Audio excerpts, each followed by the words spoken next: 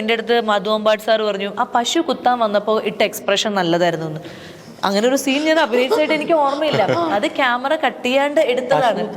നമ്മൾ നടന്നു പോവില്ലേ, രാജാക്കാട് ഡാമിന്റെ സൈഡിൽ കൂടെ പശു ഇങ്ങനെ വരും. അപ്പൊ ഞാൻ ഇങ്ങനെ എനിക്ക് ഉള്ളിലുള്ള പശുവിനോട് പേടി കൊണ്ടാണ് ഞാൻ അത് റിയാക്ട് ചെയ്തത്. അത് റിയലിസ്റ്റിക് ആയിരുന്നു.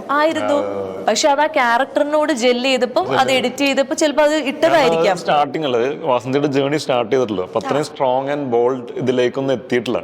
അപ്പൊ അതിനത് ഭയങ്കര കറക്റ്റ് ആയിട്ടുള്ളത് എന്തായിരുന്നു. അതൊന്നും നമ്മൾ വേണം വെച്ചിട്ട് പശു കുത്താൻ വരുമ്പോൾ ഇങ്ങനെ എക്സ്പ്രഷൻ ഒന്നും തീരുമാനിച്ചിട്ടില്ലല്ലോ.